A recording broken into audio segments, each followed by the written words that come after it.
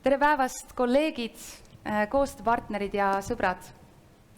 Eetikakeskus, nagu Margit ütles, tähistab tänavu juunis, tegelikult 1. juunil oli meil see õige sünnipäev, aga tänavu juunis oma 20. sünnipäeva, et me oleme jõudnud sellisesse esmakursuslase ikka. Ja meil on hästi suur rõõm, et tulite täna meiega meie sünnipäeva tähistama ja et palju meie sõpru, ma tean, on ka meid vaatamas ülekandes. Kui on miski, mis minu jaoks on eetikakeskust väga iseloomustav asi, siis see on selline elav ja terav arutelu. Tihtipeale, kui meil on sattunud täitsa uus koostööpartner ja ta on tulnud meie tiimisisesele koosolekule meiega mingeid asju läbi rääkima, siis ta pärast imestab, et aga kuidas te pärast seda sõbraks jäite? Aga meil on lihtsalt nii, et me arutleme elavalt, nõustume ja ei nõustu elavalt ja me tõuseme lauast püsti ja lähme edasi. Ja arutelu, nagu ma ütlesin, on miski, mis on meile väga iseloomustav ja seetõttu ka sünnipäeval on pasklik seda sama asja teha, mida me teeme omavahel väga hästi ja mis meid väga hästi kuidagi meeskonnana iseloomustab.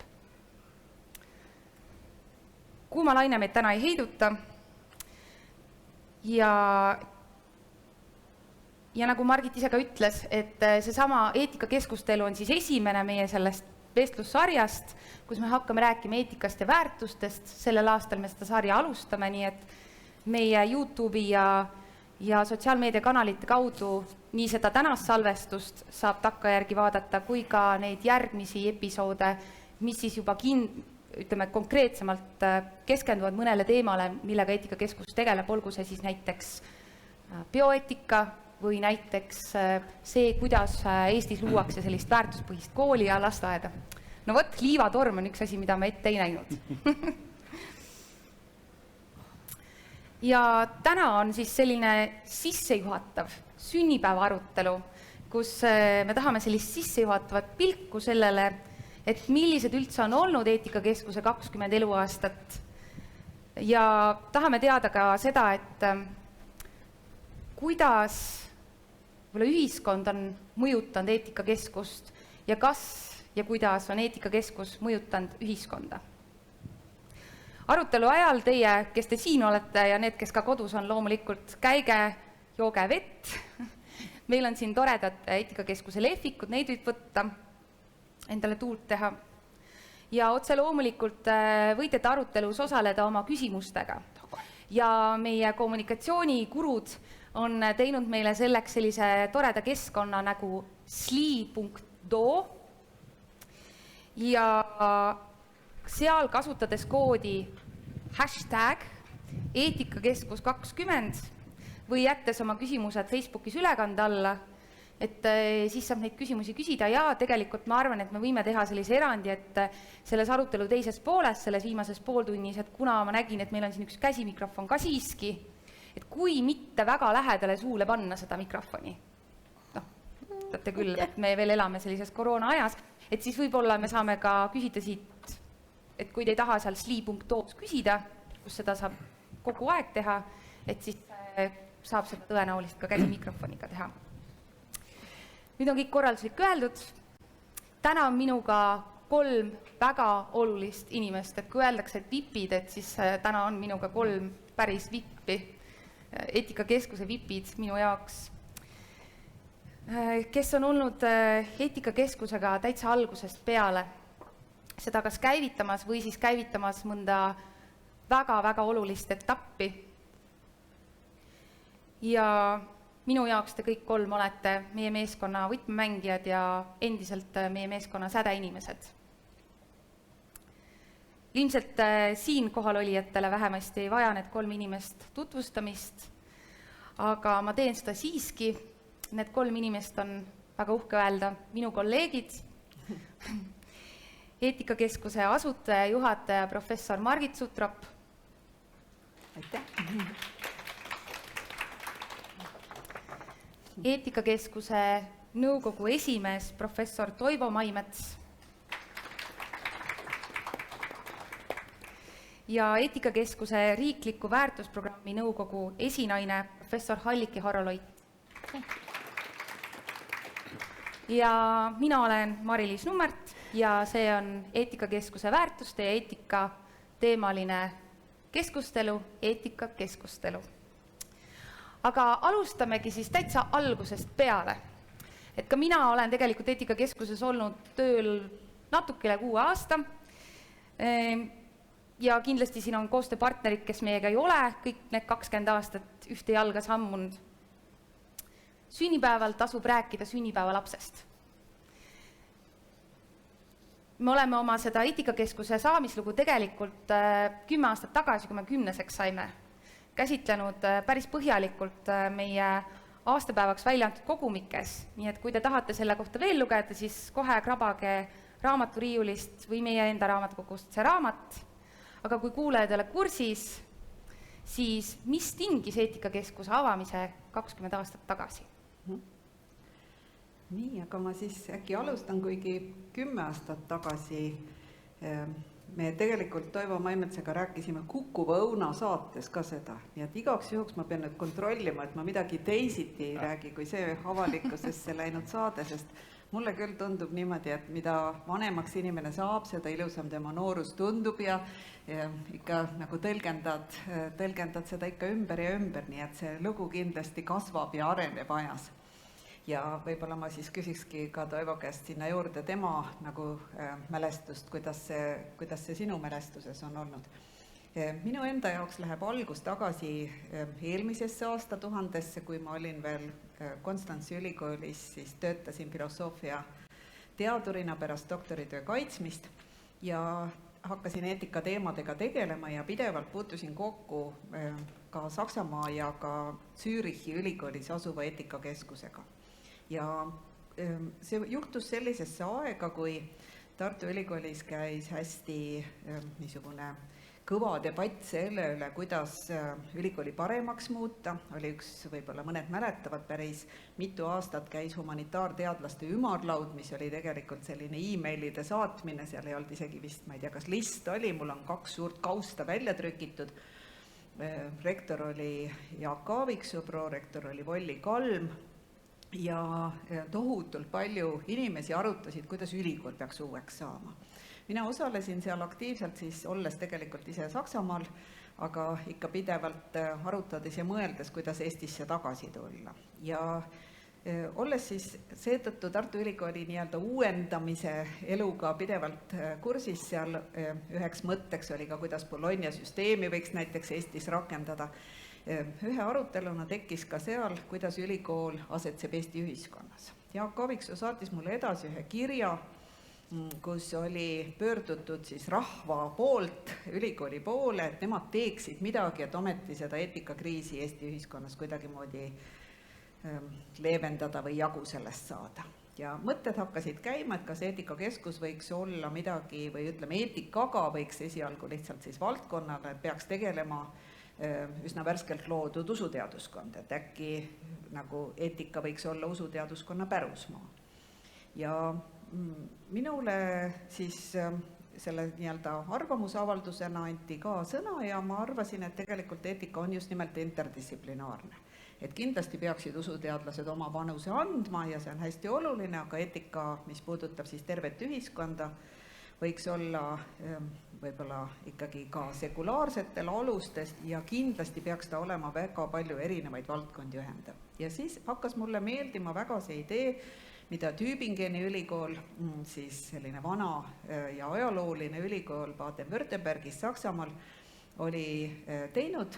Nemad on meist siis 10 aastat vanemad ja nemad olid loonud keskuse, mis oli teaduskondade vaheline. Ja mulle väga see idee meeldis. Et kui eetikakeskus, siis võiks see olla erialade vaheline. 2000 sain ma siis Tartu Ülikooli praktilise filosoofia professoriks, valiti, sain tagasi tulla Eestisse ja üks minu selliseid unistusi oligi leida koostööpartnereid. Ja tegelikult üsna varsti tuli minu juurde Toivo Maimets, kui ma seda nüüd õigesti mäletan, ja tuli ütles, et kuule, et äkki võiks midagi koos teha, et bioloogid on huvitatud sest on üks pakkumine, et islandlased tegelevad geenivaramutega ja tema on näinud ka kahte väga toredat juristi, kes on teinud just kuskil välismaal oma magistri ja üks nendest oli Ants Nõmper. Et äkki saaks mingi seltskonna kokku ja tuligi nagu selline pakkumine, et islandlased hakkasid tegema konsortsiumi Euroopa projekti jaoks ja me võtsime kokku siis meeskonna, oli professor Wolfgang Drexler, kes oli avaliku halduse professor, Toivo, saime juristidest Jaan Sootaki kampa ja Jaan Sootaki juures ka need noored poisid siis, kes olid ja sotsioloogidest siis nii-öelda oma seltskonna Pia Tambu ja Külliki Seppeli, kes olid nõus panustama. Panime kokku ühe konsortsiumi ja ma pean ütlema, et Toivolt ja Wolfgangilt kuulsin ma siis väga palju, kuidas sellised asjad käivad. Toivo ütles, et me peaksime partneritega kohtuma, nii projekti ei kirjutata, et lihtsalt istud ja ootad, vaid et tuleb sõita kohale. Ja Wolfgang ütles, et see peab olema viisakas hotell, kus me oleme, et see peab professori vääriline olema, et me ikka ei saa niimoodi, et vannituba on koridori peal ja siis nii-öelda peame seda projekti nõupidamist ja nii me sõitsime, kui ma õigesti mäletan, Lundi kohale ja selleks, et me sinna sõita saaks ja viisaka toa koos vannitoaga võtta saaksime, läksin ma rektor Aaviksoo juurde ja küsisin seemneraha ja minu meelest niimoodi see kõik algas, aga Toivo, äkki sul on mõni täiendav mälestus selle kohta, et selle projekti me igatahes saime, võin ma etteütlevalt öelda, vedasid seda islandlased, kellel oli siis geenivaramu, neil olid toredad partnerid Inglismaalt, tulid rootslased sinna juurde, soomlased ja nendest partneritest sai väga paljude projektide jaoks tegelikult nii-öelda eluaegsed sõbrad ja nii-öelda toetajad. Selle projekti nagu nii-öelda kokkukirjutamine seal Lundis oli suhteliselt vaevaline tegelikult, sest islandlased, nagu mulle pärast öeldi, on nii-öelda kalapüügirahvas või ülgepüügirahvas, et nad lihtsalt nagu tükk aega ei olnud selge, kas sellest midagi nagu välja tuleb. Ja äkki tuli väga hea taotlus. Me saime selle projekti ja pärast nad seletasid mulle, et nende eripära on nimelt see, et nad ootavad ja kui näkkab, siis tõmbavad. Ja selles mõttes lõpuks oli kogu projekti taotlus super hästi kokku kirjutatud, me saime seda vist 3 või isegi 4 aastat nii-öelda sellel teemal arutada ja see minu arvates meie bioeetilise diskussiooni tegelikult Eestis ka tugevalt käivitas, aga Toivo, on sul mõni mälestus veel juurde sinna? Jah, aitäh. Ma tahaks alustada ikka sellest, et kuulge, nii tore on näha päris inimesi. Nagu Kristjan juba ütles, meile tükk aega seda võimalust on ja see on tõesti suurepärane. Ja loomulikult kõigile eetikakeskuse inimestele ja eetikahuvilistele palju õnne meie ühise 20. sünnipäeva puhul ja nagu Margitile ütlesin, 20 aastat panen veel, siis pole enam meie asi. Nüüd ma julgen öelda, et peaaegu oma elu esimesed 40 aastat suutsin ma olla selline korralik rakubioloog, kes arvas, et ega eetika paha asi ei ole. Aga päris teadust ta lihtsalt segab. Ta ei lase ikka piisava kiirusega edasi liikuda, nad virisevad seal mingist asjade kallal, mida ei tohi nii teha, naa teha ja selline tavaline pilt. Aga siis eetika juurde mina ei jõudnud läbi Immanuel Kanti või John Stuart Milli või kellegi, ehkki ma lõpuks isegi sain, nagu näete, teada, kes need on. Vaid mul olid tegelikult väga praktilised küsimused. Olid väga praktilised küsimused, sellised bioloogia ja bioeetika tekitab kogu aeg selliseid uusi teemasid. Tuleb jälle mingi uus tehnoloogia sisse, sa mõtled, nüüd on jälle uus teema. Ja siis, kui see ajalukku läheb tagasi ja lähed Aristoteleseni tagasi, siis tegelikult need teemad on kogu aeg õhus. Nad vaibuvad ja tulevad jälle üles ja edasi-tagasi.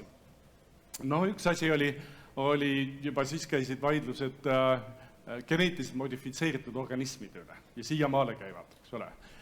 Käisid ja käivad veel väga kõvad vaidlused embrüonaalsete tüvirakkude kasutamise kohta. Minu taust on tegelikult rakubioloogina, mind on huvitanud alati vähitekkemehhanismid. Kuidas normaalsed rakud lähevad lolliks, muutuvad vähirakkudeks ja tekitavad inimestele väga palju probleeme. Ja ma leidsin ammu aega tagasi ja siiamaale tegelen selle teadusega, et kui me oleme vanuses -9 kuud ja mõni päev pisikesed embrüod, siis me kõik olime vähid tegelikult. Siis me kasvasime kontrollimatult, kiiresti, spetsialiseerumata ja siis hakkasid mingisugused mehhanismid üle võtma, et sina oled närvirakkudeks, sina oled lihasrakkudeks ja nüüd, kui me teame neid mehhanisme, siis me saame ka hiljem, kui tuleb see kasvaja, saame neid samu looduslikke asju ära kasutada selleks, et sellest jamast lahti saada. Ja siis ma kuulen, käib eetikad, ütlen, no sel põhjusel ikkagi inimese embrüos tekitatakse neid rakke ja selle tõttu sa tapad ikka inimese ära, sest viljastatud munarakk on juba inimene ja kõik need sellised argumendid. Ja siis ma vaatasin, Margit ütles teoloogid, eks ole, tõepoolest, nagu eetikakomiteed hakkab kokku panema, esimene asi võtta teoloog, eks ole. Meie kirikud on kõik täiesti hukka mõistnud embrüonaalsete tüvirakkude kasutamise ja 600 kilomeetrit lõuna pool lähed sa kriminaalkaristuse alla selle eest, mida me siin Tartus iga päev teeme. Ehk lühidalt ma leidsin, et kui nüüd bioloogid ise nendesse diskussioonidesse teadlikult haritud argumentidega ei sisene, siis need argumendid lähevadki bioloogidest mööda ja me istume kohas nagu näiteks Ameerika teadlased Bushi ajal, kui lihtsalt keelati tüvirakkuliine teha, eks ole. Katoliiklikud riigid, Saksamaa, Itaalia, see on tohutu palju piiranguid ja mitte ainult tüvirakkudele, te teate, geneetiliselt modifitseeritud organismid, paljud muud asjad. Ehk ühel hetkel oli mul selge, et kui meie sellesse diskussiooni ei lähe, siis see diskussioon on ühele poole viltu. Ja siis sattusid kõik asjad õigel ajal kokku. Siis tuli Margit Saksamaalt tagasi, mina nägin, et probleemid on olemas, ma nägin, et Margit on selline tõeliselt võimas power, kes on võimeline asju tegema ja 20 aastat hiljem ainult müts maha. See on kõik tänu Margitile siin tehtud ja muidugi väga palju inimesi, eetikakeskus ja teised, kes sellega on kaasa tulnud. Aga ka see, et taibata ära, mis on ajastu vajadus. Ja just see, et teadlastel oli ka vaja hakata mõtlema nende küsimuste peale. Ja Margit ütles, et siin me oleme ja me aitame teid. Ja ühesõnaga, ta sai nagu selle tuule igalt poolt endale sisse, ta tundis selle tuule ära ja oskas seda suurepäraselt kasutada. Kui ma nüüd täna vaatan oma kolleege, siis mitte igaüks ei räägi sellist juttu, nagu mina täna. Aga selliseid tõsimeelseid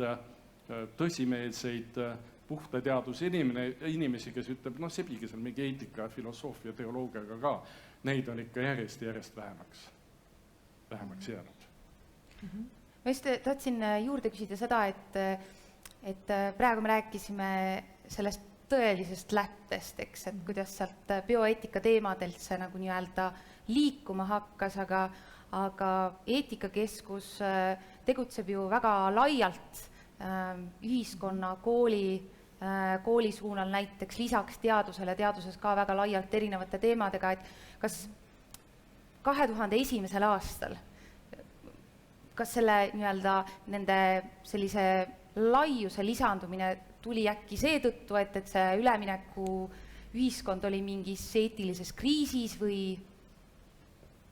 Ma arvan, et see on hea küsimus, aga kui ma vaatan seda, et seda eetikakeskuse statuuti, kui me 2001 selle lõime, siis me ütlesime, et eetikakeskusel on 3 sammast.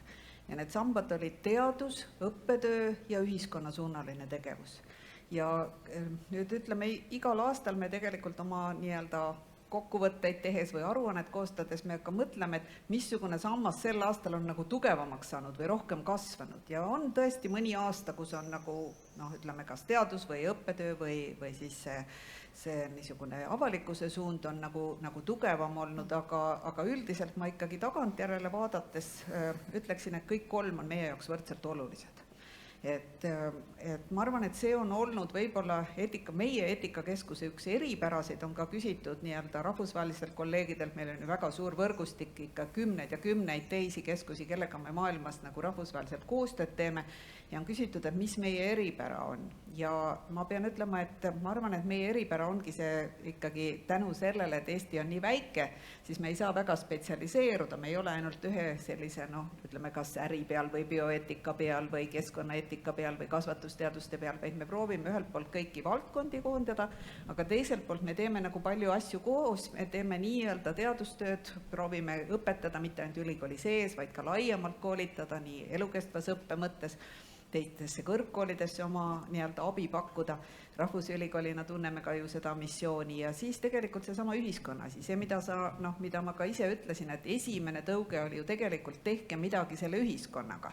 Aga lihtsalt nendes aruteludes, ütleme, tuli välja, et selge, et me peaksime kirjutama, ma arvan, et me oleme meedias olnud nähtavad aastate jooksul, võib-olla ka nii-öelda erineval viisil. Nüüd viimastel aastatel meil on eraldi kommunikatsioonitiim, Tiia Kõnussaar, kes kolumnist-toimetajana kirjutab palju ja siis Õnne Allaia, kes teeb head kommunikatsioonitööd eraldi. Ma arvan, et see viib meie nagu sõnumid kaugemale, aga me tegelikult ju kõigis aruteludes kohe alguses ütlesime, et see ei ole lihtsalt võtta sõna mingitel teemadel. Me pigem pidime esimestel aastatel kogu aeg tõrjuma ajakirjanikke, ma arvan, ikka üks paar korda nädalas helistati mulle ja küsiti väga kõikvõimalike teemade kohta, kas see on eetiline, mille tõttu me tegimegi 1. aprillil tegi Õnne selle templi, mis oli nagu natuke, mõnedele tegi nalja ja mõned olid nagu hirmunud, et mis see on, et Eetikakeskus tegi templi eetiline, ebaeetiline, sest kogu aeg nõutakse seda, et pange oma tempel alla ja aastaid me pidime tõestama, et me ei ole templiandjad, me ei anna lube mingiteks asjadeks, et mingit tööd teha ja me ei pane templit, vaid meie ülesanne on turgutada refleksiooni, nii nagu Toivo ütles, panna inimesi mõtlema, miks siis tüvirakkude uuringuid ei või teha, sest need peaaegu kõikides nendes kohtades on ju mingid eetilised valikud. Nii nagu me täna teame, ütleme suuri biomeetrilisi andmebaase luues, näiteks ühel pool on privaatsus ja teisel pool on turvalisus. Meil on pidevalt mingid kaalukausid ja me tahame, et inimesed arutleksid, et nad taipaksid ära, millised väärtused nende asjade taga on. Ja ma arvan, et need on olnud nagu meie, ütleme, sellised tööd ja kui me nüüd tahtsime inimesi nagu panna selle üle nagu rohkem mõtlema, et see eetika ei ole mitte lihtsalt hinnangute andmine ega mitte ka ainult nii-öelda eeskuju andmine hästi elamiseks või kellelegi veel vähem nagu näpuga näitamiseks. Filosoofidena tahtsime me öelda, küsige õigeid küsimusi, sest see on see, mida filosoofia teeb. Et tegelikult nagu nii-öelda küsimusi õigesti püstitada, et sellele saaks üldse vastata, aga teiselt poolt ka panna nagu inimesi arutlema ja aru saama, mis on need valikud, mis on nende valikute taga ja siin ma võib-olla ütleksingi, et meie hea koostööpartner siis sotsiaalvaldkonnast Halliki Harro Loit on toonud just nimelt selle dimensiooni, et pannud tegelikult ütleme, läbi väärtusprogrammiga inimesi, ütleme, koolitama selleks, et nad suudaksid reflekteerida. Et kui sa nüüd, Halliki, ise vaatad tagasi selle peale, et ma arvan, et need suuremad meie ühistegemised algasid siis, kui väärtusprogramm loodi ja võib-olla eelkõige isegi siis 2008 hakkasime me seda ette valmistama Haridus- ja Teadusministeeriumi poolt väärtusprogramm, mis oli omal ajal juba ka samasuguses olukorras, et midagi tuleb teha Eesti ühiskonna väärtustega. Alguses nagu oli see rohkem ainult eesti keelega seotud, aga järjest rohkem tuli sinna just nimelt hariduse dimensioon ja ma arvan, et tänu sellele, et me hakkasime ka riiklike õppekavadega tegelema põhikoolis ja nii-öelda gümnaasiumis ja et me Hallikiga koos tegime sellise koolitusprogrammi, kus me saime kasvatada nii-öelda alguses 40 koolitajat ja nendest 26, kes said siis meie partneriteks, kes aitasid koolides just nimelt hariduslikus mõttes seda edendada, aga kui sa ise nüüd meenutaksid, võib-olla Halliki saab seda ja et ma tahtsingi just siia jõuda, et me alustasime nagu niimoodi põgusalt vaatasime, et kuidas me alustasime siit teadusest, laienesime ühiskonda, eks, et see tutvumislugu, et kuidas jõudis Eetikakeskus nii-öelda kooli, haridusse, et mis on see väärtusprogrammi lugu, Halliki? Jah, ega siin ongi täpselt nii, nagu Margit ütles, haridusministeeriumi alla väärtusprogramm ju kuulus ja ma näen Jüri on seal, et alguses oligi keel ja kirjandus, eesti keel üks oluline, aga sinna juurde tõepoolest tuli järjest rohkem küsimus sellest, et mida peaksid koolid üldse saama teha väärtuste osas. Ja ma mäletan 2 olulist küsimust, mida alguses tuli lahendada. Esimene oli see täpselt, et ei ole olemas valmis vastuseid. Mitte ainult templit, vaid ka koolis ei saa õpetada reegleid, vaid koolis peab õpetama arutlema. Ja üks lugu, kuidas me selleni jõudsime, oli see, et koos firmaga Inscape me leidsime väga toreda vahendi, see oli väärtuste mäng, et kuidas siis väärtuste üle inimesi arutlema panna ja ka just koole ja õpilasi. Ja võt siis selle sama väärtuste mängu välja arendades me näiteks jõudsime kohe selleni, et mis on kooli ja firma erinevus, et kui firmal on olemas teatud väärtused ja töötajad üldjoontes peavad neid väärtusi järgima, siis kool ei ole see koht, kus me õpetame ära mingid väärtused, vaid kool on see koht, kus just nimelt tuleb õpetada inimesi väärtusvalikute kohti märkama. Ma arvan, et see isegi meil see valikukoha tegemine ja debatt ei olnud mitte see esimene koht, vaid just nimelt väärtusvalikute kohti märkama. Sest et kultuuris on ju väga palju juba ette antud valikuid, mida inimesed paratamatult oma lapsepõlvest ja oma vanadest harjumustest kaasa võtavad. Ja nüüd küsimus ongi selles, et kas ma märkan seda, et ma olen automaatselt teinud mingi väärtusvaliku, ilma et ma tegelikult teaksin, et see on see sama, mida ma tahan teha. Nii et võt see küsimus, ma arvan, oli selle väärtusprogrammi niisuguse, ma ütleks, pedagoogilise, didaktilise suuna käivitav mehhanism. Ja kas ma õigesti saan aru, et tegelikult tol hetkel, kui väärtusprogrammi loodi, toimus ja mitte toimus ainult, vaid Eetikakeskus osales juba algusest peale päris aktiivselt uue sellise hariduse pikaajalise vaate elukestva õppe strateegia, selle viimase, mis just oli selle loomisel, haridusfoorumis pandi paika selliseid suuri pikki eesmärke, et see nii-öelda sellise õitsengu keskse lähenemise nagu tulek oli paralleelne või samaaegne väärtusprogrammi tulemisega. No jah, ikka nii nagu Toivogi ütles, et paljud head asjad said võib-olla kokku ja ma ütleks nii, et kui 2008 väärtusprogrammi nagu käivitamiseks, see on siis Haridus- ja Teadusministeeriumi juures selline programm nagu Eesti ühiskonna väärtusarendus, siis see tegelikult oli juba teine kontseptsioon. Esimene oli lastud sõelapõhjaks. Ühiskond oli tegelikult mina ei olnud nagu selles esimeses juhtkomitees, vaid kui võtsin üle siis, kui see nii-öelda oli juba nagu teisele ringile tulnud. Jüri Valge on siin, kes seda ajalugu ilmselt mäletab Haridus- ja Teadusministeeriumi keeleosakonnast, et see tegelikult oli nii, et päris suur avalik diskussioon tuli, et miks te tahate teha ajupesu. Sellepärast, et väärtustega on ju nimelt ikkagi see niisugune küsimus, et isegi kui sa tunned nagu paljudest väärtustest puudust, siis täpselt see küsimus ongi, et kuidas seda ühiskonda siis uueks luua, et mida siis tegelikult annab teha, kui me ei tee ajupesu, kedagi väevõimuga nii-öelda ei hakka muutma. Ja ma mäletan lihtsalt seda, et 2008 ka käitumisteadlaste, psühholoogidega koos arutades me arutasime näiteks selliseid asju, et mida saaks teha selleks, et nii-öelda inimesed hakkaksid ühiskonnas teisi asju väärtustama. Tänapäeval räägitakse muutuste juhtimisest, tookord ei olnud see veel väga selline termin nagu Eesti ühiskonnas minu meelest niimoodi vähemalt mitte laiapõhjaliselt juurdunud, aga meie üks selliseid näiteid oli, ma mäletan, kui professor Jüri Allik tõi selle näite, ütles, et ikka midagi muuta saab, et mõtleme näiteks tervisekäitumise peale. Aga me mõtleme nagu seda, et meil on seal väga erinevad asjad, et üks on nagu see teadmised, et me teame näiteks, et on ebatervislik istuda teleka ees, vaadata päevad otsa mingit seriaali ja juua õlut. Meil on teadmised olemas. Aga paljalt see teadmine, et tervislikum oleks liikuda, ei pane meid veel liikuma. Teine võimalus oleks see, et me mõtleme, et meil peab olema mingi motivatsioon liikuda. Me peame tahtma tegelikult ju terveks saada. Esimene asi on nii-öelda teadmine, et see on tervislik või ebatervislik. Teine on, miski peab meile selle motivatsiooni tekitama. Näiteks me otsustame, ma ei tea, kuna haigusilmingud hakkavad ilmuma või tahad me ilusad ja saledad näiteks olla, otsustame liikumisega tegeleda. Ja kolmas on, et meil peavad võimalused olema. Meil peab aeg olema, meil peavad kepikõnnirajad olema, kepid olema, et me saaksime näiteks käima hakata. Et meil on kõiki neid kolme asja vaja. Ja nii on ju praktiliselt nagu, ütleme, arutasime siis, et nende väärtustega on praktiliselt igal pool, et me peame kõigepealt nii-öelda märkama, nagu Halliki ütles, et see asi on üldse oluline, et see on meie elule oluline ja keegi peab need võimalused looma. Ja me ütleme nii, et kui nüüd väärtusarendusest räägime eri organisatsioonides või ühiskonnas, siis me ütlekski nii, et meie roll on olnud ühelt poolt, eks ole, teadvustada neid kohti, rääkida, miks mingid väärtused on olulised ja rääkida sisuliselt, mitte et need on sõnad.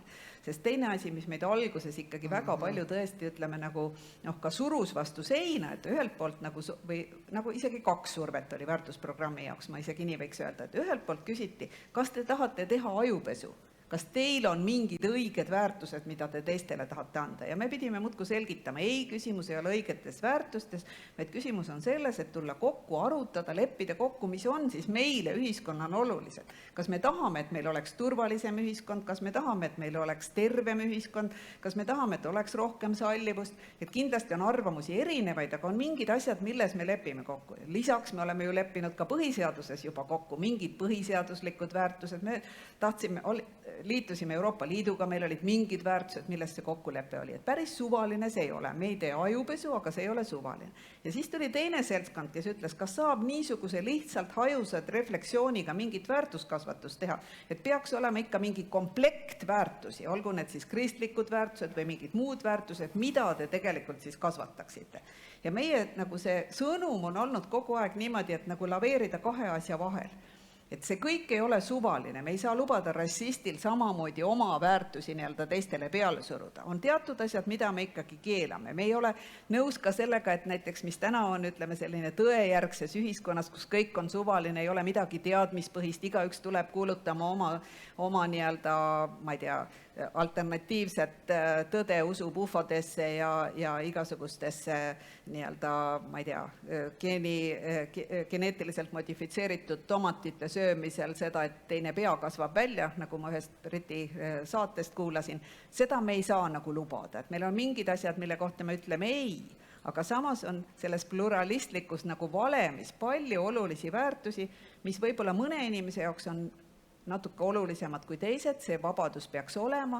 Ja teine asi, mida me ka teaduslikult proovime uurida, on see, et ikkagi need väärtused on hierarhias teatud kontekstis. Et sa pead tundlikult teadma, millises olukorras mingi väärtus on olulisem. Nii et pika jutu kokkuvõtteks ma ütleks, väärtusprogrammi niisugune nagu taust ühiskonnas oli see, et me tahame, et ühiskond oleks teistsugune, et inimestest ei sõidetaks üle, liikluses oldaks korralikumad, inimesed muudaks oma tervisekäitumist, rohkem oleks sallivust ja hoolivust, aga seda ei saa teha mitte väevõimuga ega mitte ka moraali lugedes, vaid need 2 asja, mis aitavad, on see, et meil peab olema selle väärtuste uurimisel teaduslik põhi, see tähendab, on mingid uuringud, mis räägivad seda mitte ainult väärtuste kohta, vaid ka väärtuste nii-öelda kasvatuse ja väärtusarenduse kohta.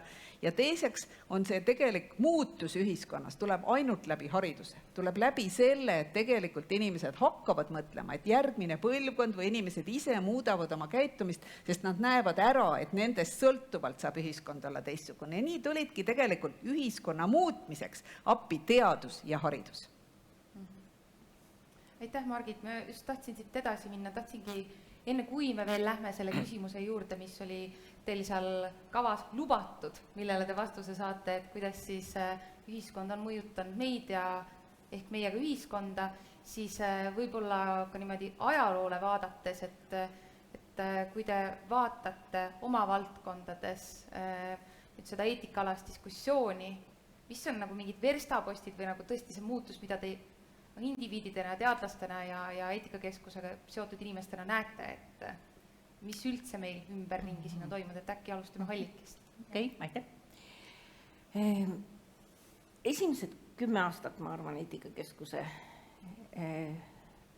elueas oli Eestis väga haruldane olukord, kus tõesti oli päriselt sõnavabadus. Mitte ainult, et need indeksid ei näidanud seda, aga päriselt kohe oligi. Eesti oligi nagu maailma tipus ja sisuliselt. Ja ma arvan, et selles mõttes on olnud see üks väga hea aeg omal ajal ka erinevate debattide pidamiseks ja sellise arutleva avalikkuse kultuuri nii-öelda üleskasvatamiseks.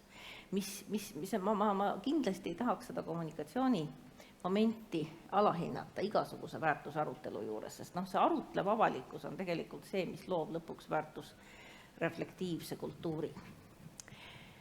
Aga edasi, 2. kümnendil ei ole enam asjad minu jaoks olnud nii head. Et ma näen väga tugevaid ilminguid tabuteemade tekkimisel Euroopas, Eestis, maailmas. Ma näen valdkondi, kus kuulamiskultuur on vähenenud ja ma näen sedasama ka Eestis. Et ma väga loodan just nimelt niisuguse eetikakeskuse akadeemilise pesa peale. Ja minu usk siiamaani on küll olnud selline, et me suudame võib-olla sellisest ühiskonna sõnavabaduse kriisi saabumisest äkki üle olla. Sest jah, ajakirjanduse professorina ma ei saa mööda vaadata ja ma ütlen, et sõnavabadus on ohus. Ajakirjandusvabadus ei ole veel, aga sõnavabadus on ohus. Ja see mõjutab kahtlemata ka igasugust väärtusalast debatti. Ja kahtlemata on mõjutanud ka GDPR-i vastuvõtmine. Ma just tahtsingi küsida, Hällike, et äkki sa räägid meile läbi mingi põneva näite? Ei, mul ei ole midagi põnevat, ma olen väga mures. Põnev näide. Ma olen väga mures, sellepärast, et seoses GDPR-i tõlgendusega on, ma arvan, jällegi kadunud debatt ja ma ei tea vist ühtegi, ma kardan, bioloogiateadlast, kes ei oleks praegu hädas eetikakomiteede nõudmistega. Et ühesõnaga, mul on mure on selles, et meil on, eetika asemel on meil tulnud seaduse tõlgendused ja niisugune mõistlik arutelu, läbipaistvus ühiskonnas, kriitika taluvus. Need on kõik need tendentsid, mis on väga suures ohus. Ma loen igasuguseid visioone ja arengukavasid kohati, kus on üks deklareeritud väärtus teise otsa ja ma mõtlen, kes ja kus ja kuidas neid hakkab realiseerima. Nii et kui see igapäevapraktika tegelikult näitab seda vastulu. Kus igapäevapraktikas on palju suuremaid probleeme. Nii et mulle tundub tegelikult, et see, et hea aeg on otsa saanud, aga raske aeg on ees. Väga hea, et sa meil kambas oled. Alati selge. Selle väljakutse vastuvõtmiseks, aga me kindlasti tuleme korraks mina olen alati see pipar. Selle unistamise juurde tagasi. Toivo, palun, et just, et kus... Kas on midagi muutunud? Jah, mis on muutunud ja just sellises eetikalases diskussioonis enda selle istme pealt? Kui ma esimest korda astusin siin keemiahoones laborisse, kus ma hiljem tegin kõik oma kursusetööd, diplomitööd, kandidaaditööd ja kõik muud asjad, siis ma olin keskkooli poiss 1974. Ja kui ma mõtlen selle peale, me tegime siis rottidega katseid, koertega katseid, seal Marksumaa ajal, mäletate, koerad aukusid. Ja kui ma mõtlen, millised loomkatsete standardid selle ajal olid, siis te parem ei tahaks sellest teada. Ehk mis on tegelikult muutunud on see, et kaugeltki kõik viisid tõe teada saamiseks ei ole aktsepteeritavad. Ehk ta viib tõeni, aga see meetod ei ole aktsepteeritav. See ei ole nüüd midagi nii uut ka. Näiteks doktor Mengele katsed näitasid teise maailmasõja ajal, et suitsetamine on seotud väga otseselt kopsuvähiga, aga mitte keegi teda selle koha peale ei tsiteeri, vaid tsiteeritakse John Dolly, ma arvan, 1952 või 1953 oli see artikkel. Lihtsalt seda ei aktsepteerita. Ja niimoodi on läinud see minu teadliku teadlase aja täpselt niimoodi edasi, et mis on aktsepteeritav ja mis ei ole aktsepteeritav. Sellel on ühest küljest oma praktilised tagajärjed. Ehk eks me ju kõik maksumaksja raha peal elame. Ainult Kristjan võib-olla võtab uugeid. Aga ja selle tõttu tuleb väga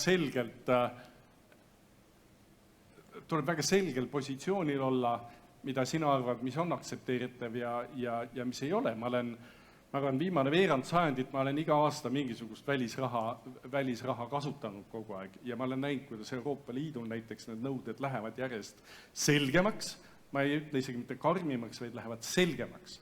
Sellised eetikanõuded selgesõnalisemaks ja tõepoolest keegi võib öelda, et kuule, et aga see pidurdab ju minu teadust, aga laias plaanis, kui sa teed teadust, mis ei ole kellelegi aktsepteeritav, siis sa võid seda endale koju sahtlisse ainult teha. Nii et selles mõttes ma olen neid muutusi hästi palju näinud. Ma tean, kuhu need muutused veel võiksid jõuda. Ma loodan piisavalt tükk aega veel aktiivne olla ja vähemalt 20 aastat sa juba lubasid selle siin laval lubasime, jah. Ja selleks, jah. Aga ei, elu on oluliselt muutunud, jah.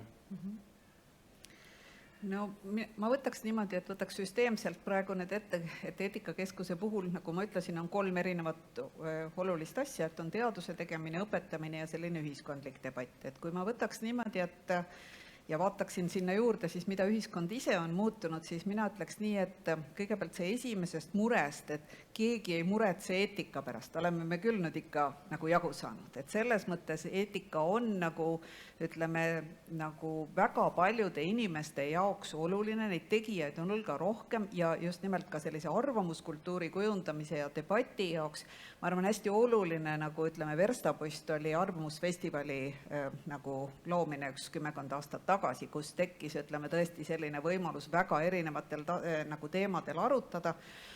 Ja tõenäoliselt teine osa on sotsiaalmeedia nii-öelda tulek, kus tegelikult igaüks saab sõna võtta ja enam ei pea helistama eetikakeskuse juhatajale, et teada saada, kas see, et minister sõitis lennukiga ja võttis kaasa oma lapse, on eetiline või mitte, sest ammu enne seda, kui ükski eetikaekspert jõuab toru võtta, on juba terve sotsiaalmeedia oma hinnangu andnud ja neid hinnanguid saab ajakirjandus ise paljundada nii-öelda peavoolumeedia juba edasi. Et selles mõttes neid arvajaid on väga palju, võib-olla nagu vähem on kuulajaid, ütleme, kõik räägivad ja küsimus on nagu selles, et tõesti, missugune see debatt on, et kas see oleks rohkem nii-öelda see, mille kohta Halliki ka ütles, selline arutleva kultuuri tekkimine. Me kunagi isegi kasutasime ühel ERR-iga tehtaval ühisel arvamus või nagu konverentsil sellist mõistet nagu aeglustatud arvamiskultuur või ütleme selles mõttes, et see arutluskultuur võtaks aega, läheks süvitsi, leiaks nagu ütleme need süvitsi põhjused ja põhjendused, et seda ilmselt on ühiskonnas nagu hädasti vaja, et me nagu pidurdaks sellist nagu kiiret sähvimist ja seda nagu, et kõik räägivad ja sotsiaalmeedia kõlakambrid veel sinna juurde, kus kõik kuulavad nagu ainult seda, kes arvab samamoodi, kui sina arvad, et sellest me peaksime kindlasti nagu välja saama.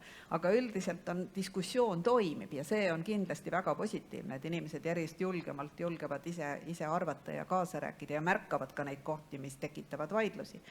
Nüüd teine on see, mis puudutab sellist nagu teaduse poolt ja ütleme teaduslikku uurimist eetika osas. Ma ütleks nii, et Eestis me üldiselt oleme astunud ka sellega väga suure sammu edasi. Ma lugesin neid 10 projekte, mida eetikakeskus on vedanud ja need eetikakeskuse projektid on alati kellegagi koostöös, et ka siin teie hulgas on nii palju koostööpartnereid, et kuna ütleme, need on alati sellised kaasavad projektid olnud, erinevate erialade inimesed on kaasa löönud ja selles mõttes on see eetikaalane niisugune tunnetus ja uurimist ja kindlasti väga palju laienenud. Ma mäletan, et kui me eetikakeskust asutasime, siis need esimene seemneraha, mida Jaak Aaviksoo siis rektorina andis, oli, et minu unistus on, et te saaksite ükskord sihtfinantseeritava teema, mis oleks otseselt tegeleks eetikaga.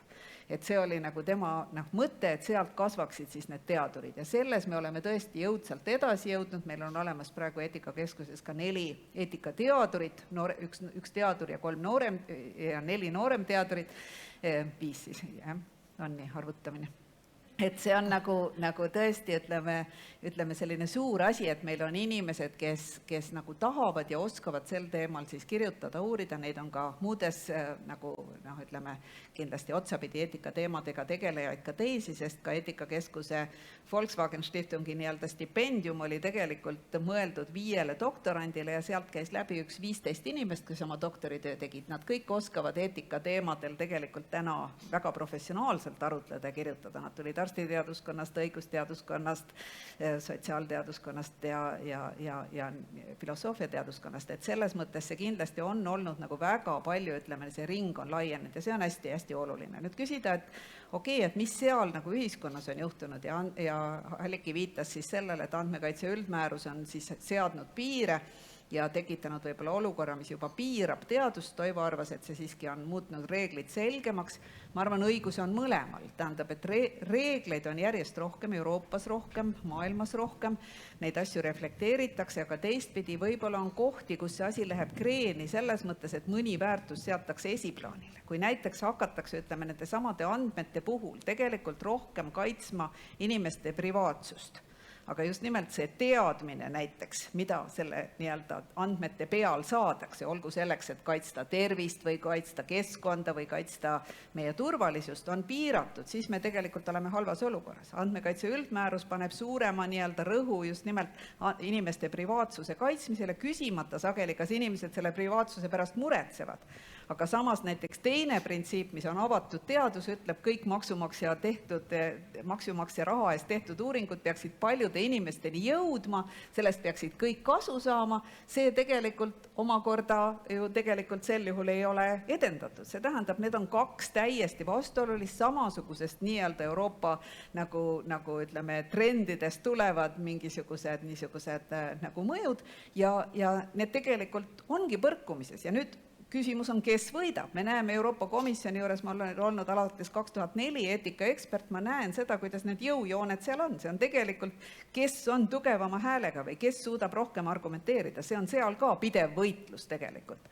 Ja ma ütleks nii, et kui nüüd ka ühiskonnad ja Euroopa ühiskonnad näiteks eriti on ikkagi väga erinevad, mis nende jaoks on nagu tähtis ja seetõttu on minu meelest hästi oluline see, et Eesti ühiskond ei ole sellises teaduse väärtuste ja andmete kasutamise debatis tegelikult oma seisukohta kujundanud. Siin ei ole tegelikult kokkulepet ja sellele tänu on ka meil olukord, kus näiteks sedasama, ütleme, andmekaitse ülddirektiivi, mida praegu näiteks, ütleme, nii-öelda teadusuuringuteks polegi veel korralikult lahti tõlgendatud, andmekaitse inspektsioon ei ole seal, ütleme, sinnani üldse nagu jõudnud, nad on meile partnerid, aga on pigem Tartu Ülikooli algatus, kus Marten Juurik ja Tiiu Tarkpea ja Terje Mäesalu ja siis eetikakeskuse eetikateadurid ja hea teadustava nõustajad koos pusivad terve Eesti jaoks, mida nende teadusandmetega tegelikult siis teha tohib ja mida mitte. See tegelikult ei ole normaalne, et üks ülikool peab seda tegema, see peaks tegelikult riigi tasemel olema lahendatud, aga riigi tasemel ei ole meil nii palju ekspertteadmist, nii palju jõudlust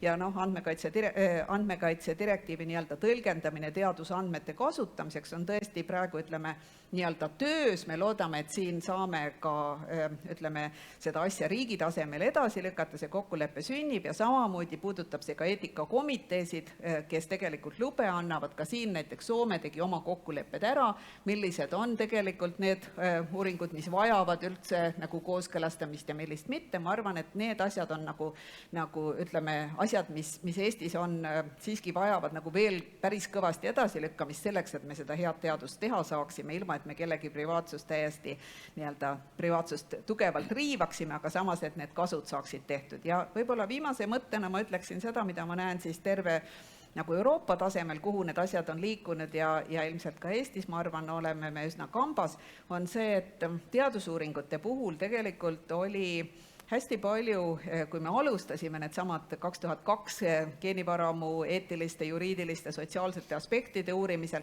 olid eetikud koos siis oma interdistsiplinaarsete sõpradega, need koerad, kes haukusid, aga karavan läks ikka edasi. Tegelikult hästi palju tehti seal ka, ütleme, Euroopa Komisjoni nii-öelda finantseeritud projekte, kus oligi selline ELSA pakett oli juures, Ethical Legal Social Issues, need peavad kindlasti juures olema, aga see oli umbes sama nagu panna kassi ja koeri ühte puuri elama ja öelda, et olge nüüd sõbrad ja katsuge omavahel diskuteerida, et see ei toiminud väga hästi. Aga ma pean ütlema, et sellest ajast alates tänaseks oleme me siiski jõudnud väga palju sellisesse nagu olukorda, kus väga paljud teadlased tajuvad, et eetikud peavad paadis olema kohe algusest peale. Ja see puudutab näiteks ühte meiega eetikakeskuse uurimisvaldkonda nagu tehisintellekti arendamist, kus me saame täiega öelda seda, et sellist suuremate uute tehnoloogiate väljatöötamisel inimesed saavad aru, et need eetilised printsiibid, need eetilised valikud peavad olema kohe tehnoloogia tootmise alguses selged. sest isesõitvate autode puhul või ütleme erinevate, ma ei tea, robotite puhul, kes aitavad inimeste diagnoosi panna või töötavad kodus abilistena, seal on väga tähtis, et need asjad, mis on inimeste jaoks olulised, on enne läbi räägitud, sest ei ole mõtet teha kallist tehnoloogiat, mida pärast inimesed ei osta või mida keelustatakse või millega on väga palju probleeme ja seetõttu ma näen seda koostöövalmidust, ütleme, teadlaste ja tehnoloogide poolt. Võib-olla mitte väga siirast ja võib-olla mitte veel väga kaugele jõudnud, sest nad peavad ikkagi üksteise keelt suutma nagu rääkida, aga see samm on väga tugevalt astutud, et eetikud on paadis ja nüüd on ainult eetikute ülesanne ka tehnoloogiast midagi teada, sest muidu nad ei saa kaasa rääkida, sa pead olema kohe tegelikult partner laua taga. Aitäh, Margit! Ma olen väga tänulik, et siin väga läbi konkreetsete näidete me saime rääkida sellest, et kuidas need eetikaalased diskussioonid on muutunud 20 aasta jooksul ja just läbi näite teema. Mul on selline tunne, et kui ma tahan nüüd tulla selle põhiküsimuse juurde, tänase juurde, et siis on oluline seda ruumi kuidagi nagu defineerida, mida te hästi tegite ja võib-olla kokkuvõtvalt siis ma sain teada, on see, et mitte, nagu Toivo alustas, et mitte neid küsimusi poleks varem kuidagi õhus olnud, aga nüüd on see lihtsalt nii lausa vältimatu, et eetikud on pundis ja et teatakse, et nende teemadega tuleb arvestada, nii-öelda see sõnavara, need oskused on tekkinud rohkematel inimestel, aga see põld ei ole kuidagi nagu ahtramaks jäänud, eks. Aga ma tulengi nüüd selle põhiküsimuse juurde, enne kui ma võtan teie siia sellest Liidosse esitatud küsimusi ja publikust küsimusi, et jätame selle jaoks ka mõnusalt aega, siis meie tänase päeva üks põhiküsimusi, selline ka sissejuhatav küsimus, oli see, et kuidas ühiskond meid eetikakeskuses, meie tegemisi on muutnud 20 aasta jooksul või kuidas meie oleme, kas oleme ise muutnud teadust, kooli, ühiskonda. Väga tore oleks ka mingid näiteid kuulda just, et mis teile endale ereldab kuidagi. Kui tohib, tegelikult ma astun sammu tagasi natuke, aga see sisaldab sellele küsimusele ka vastust. Ma tahtsin Margitile sekundeerida selles väärtuste küsimustes. Ma ei tunne ennast selles väärtuste temaatikas üldse väga hästi, aga me kõik saame aru, et väärtused on väärtuslikud asjad. Miks nad muidu väärtused on, eks ole? Ja me saame ka aru, et erinevad väärtused lähevad omavahel täiesti risti vastu. Et ühelt poolt niipidi, teiselt poolt niipidi, aga mis me nüüd siis tegema peaksin? Ja ma oma naha peal avastasin selle päris ehedalt niimoodi, et UNESCO-l Pariisis on olemas üks alaline komitee, mille nimi on International Bioethics Committee. Ja ma sattusin selle komitee liikmeks ja siis lõpuks ma olin selle komitee aseesimees ka seal, käisime Pariisis ja liikmesriikides käisime koos ja ma sattusin ühe töögrupi eesotsa, kelle ülesandeks oli kokku leppida inimkloonimise keelustamine üle kogu UNESCO liikmesriikide. Ääretult terav küsimus, ääretult praktiline kui soovitud. Sellepärast, et mõnel riigil on olemas, mul on hääd küll tegelikult, ma võin niisama käed teha. Eetrisse ei kosta muidu. Eetrisse ei kosta. Mõnel riigil, mis ma teen siis? Räägin või ei räägi? Dilemma. Kas te saate midagi mu mikrofoniga teha? Pange mikrofon käima. Aga kus see on? Kus see käsimikker on? Too siia käsimikker.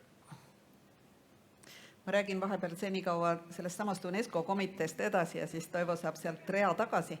Et UNESCO leppis kokku ütleme sellised tõesti selle väärtuste loetelu, mis oli nagu põnev, et see, mis Toivo oli selline intergovernmental, ühesõnaga valitsuste vaheline komitee. Lisaks olid seal veel siis ka nii-öelda haaratud igasugused erinevad kirikud ja erinevad eetikavaldkonnad. Ja ütleme sellest paberist, mis lõpuks sündis, et minu jaoks ka tudengite õpetamisel on see väga nagu huvitav paber just sellepärast, et see see tegelikult pidi viima selle kokkuleppeni, et missugused on siis nii-öelda bioeetika jaoks need olulised väärtused ja neid tuli ka sõnastada ja see kokkulepe lõpuks saavutati, mis seal on. Aga ma saan aru, et sa ise ka oled vahendanud seda, et need diskussioonid, mis asjad need on, näiteks mida nimetatakse inimväärikuseks või mida autonoomiaks, see jäi nii õhukeseks, sest seda kokkulepet, kuidas interpreteerida ei tulnud. Sinna ma tahtsingi tegelikult jõuda. Tundub, et ma sain sõna jälle tagasi.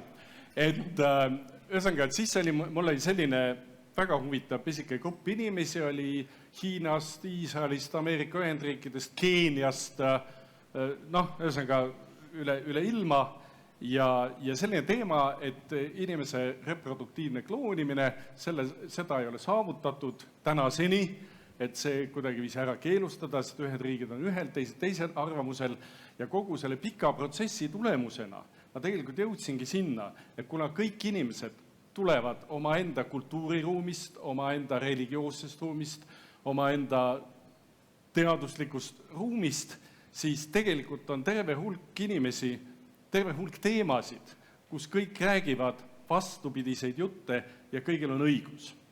Ja nüüd, mis on tegelikult huvitav ju, see ei ole mitte probleem, eks ole, et see on väga huvitav, et ühte sama seda elevanti võib teate see vana lugu, elevantide lugu, me näeme siin, et pimedad katsuvad üks jalga, teine lonti ja kolmas saba ja kõik, aga nüüd huvitav koht on see, et me peame sellega elama. Me peame sellega elama, et tulevadki erinevatest kohtadest inimesed ja kui sa ei taha just nii-öelda maha lüüa teist, siis eladki koos. Ja see oli hästi õpetlik ja see õpetas mulle ka, et väga hästi võivad olla väärtused, mis lähevad üksteisega konflikti, aga sellepärast ei pea üksteist maha lööma. Ja ma jätkaks sealt veel võib-olla sellise konkreetse näitega selles, et tegelikult mitte ainult ei lähe väärtused omavahel konflikti, vaid ühest väärtusest saadakse väga hästi aru. Et näiteks see sama inimväärikus oli väga hea nagu tõlgendus, sest et need tõlgendusi võib seal olla vähemalt 6 ja see oleneb ka, kellel see inimväärikus on. Et üks on öelda, et kõik inimesed, kuna nad on inimesed, neil on inimväärikus. Kõiki tuleb kohelda austusega ja nii-öelda teatav selline hoolimine peab neile osaks saama, olgu nad ise elus nii palju halba ja kurja teinud kui tahes. Ka vange, ütleme selliseid tõesti nagu inimsuse nii-öelda vastaseid inimesi tuleb ikkagi teataval viisil kohelda, sest nad on inimesed. Teised ütlevad, ja seda ma olen nendest debattidest ka kuulnud, ütlesid, jaa, inimväärikus on oluline väärtus, aga see kuulub ainult näiteks ülikutele. Või et inimväärikus on hästi oluline, aga see on tänu sellele, et meil on geneetiliselt sarnane. Ütleme, et me jagame mingit sarnast genoomi. Ütleme, need põhjendused on ju väga erinevad. Sinivärvised inimesed olidki sellepärast paremad inimesed, et neil oli teaduslikult teada, et nende veri oli sinine. No näed. Aga nendest debattidest tegelikult ju järgnevad väga paljud praktilised asjad ja seetõttu on ka üks eetikakeskuse selliseid ja koos filosoofidega hästi suuri institutsionaalseid uurimisteemasid, mida Eesti Teadusagentuur aastaid rahastas, oli just nimelt, mida teha lahkarvamustega. Et lahkarvamused tegelikult ongi need kohad, kus me peame ühiskonnas õppima koos elama, aga see tähendab ju mitte lihtsalt ainult salliv olla, vaid teatud poliitikad sellest ka järgnevad. Me peame ikkagi ütlema, mida me sellistel juhtudel teeme, kui meil on lahkarvamused. Alates bioeetika debattidest, kas siis tohib aborti teha või ei tohi, et sul võivad olla erinevad arvamused või eutanaasia kohta mingi otsuse pead sa ikkagi ju tegema, eks ole. Või seesama, et kas näiteks, ma ei tea, Eesti Rahvusringhäälinguga koos arutasime, kas peab eetriaega andma kõigile arvamustele. Et ühelt poolt võiks see nagu olla loogiline, et räägivad nii vaktsiinivastased kui vaktsiini pooldajad, räägivad need, kes kanepist proovivad keelustada ja teised mitte. Aga kui osade näiteks ebateaduslikele arvamustele anda eeter, see ju ikkagi omakorda võimendab. Ja see ongi just nimelt see valik, mis meie eest nagu on. Jah, aga nüüd tuletades meelde ka seda, et sa oled ka poliitik, ongi tegelikult selle valiku osa, see ühiskondliku kokkuleppe formuleerimine ongi seal koha peal. Absoluutselt ja ma ütleks niimoodi, et ma arvan, sul ei ole kellegi teiselt küsida, sa pead ise ütlema ikkagi ära, nii jääb. Jah, aga ütleks niimoodi, et ma arvan, et hästi oluline on tegelikult see, et inimesed ka tajuvad, paljud inimesed, mitte ainult see, et minul võib olla 2 mütsi, et mul võib olla poliitikumüts, võib olla eetikumüts, võib olla õppejõumüts. Ma arvan, et neid mütse peab nagu erinevaid olema ja neid peab nagu, ütleme, ei tohi nagu segi ajada, millise mütsi alt sa seda räägid. Aga ma ütleks nii, et minu nüüd nagu lühike kogemus, ütleme ka Riigikogus olles, ma näen, et eetika on väga vajalik. noh, mitte ainult nii-öelda riigikogulase eetika, mis on ka väga vajalik. Kaja Kallas omal ajal kutsus mind ja eetikakeskust kaasa Riigikogu eetikakoodeksit tegema ja me käisime isegi koos Ukrainat raadat koolitamas eetikaalal, nii et see oli ka selline väga põnev kogemus just meie väärtusmänguga, mida Mari-Liis siis mainis. Poliitikutele tegime väärtusmängu ja käisime Riigikogus palju aastaid tagasi seda mängimas. Aga minu jaoks see küsimus on pigem nagu selles, et tegelikult eetika aitab seda niisugust nagu väärtuste valikut ja väärtuste kaalumist sinna olla teha. Otsustama peab nii nagu meditsiinis. Arst peab lõpuks tegema otsuse. Kas ta lõikab või ei lõika? Siin võib olla palju erinevaid väärtusi, aga ta peab otsustama. Ja tegelikult on ka poliitikute puhul siiski, oleneb nüüd kus, eks ole, kas seadusandluse tasemel või ütleme valitsuse tasemel, kus tehakse otsuseid, tehakse mingi otsus, tehakse poliitiline otsus, sellel kindlasti on oma nii-öelda ideoloogiline kontekst, ta peab olema suuteline põhjendama, miks ta näiteks inimese individuaalseid õigusi peavad ühed poliitilised erakonnad tähtsamaks ja teised peavad kollektiivset niisugust nagu ühishüve tähtsamaks. Siin on kindlasti poliitilise valiku kohta, aga ma arvan, et selle all on väga oluline, et nad saaksid aru, milline on see eetiline niisugune raamistik. Ja see eetiline raamistik on vajalik ka nendele, kes teevad poliitilisi otsuseid.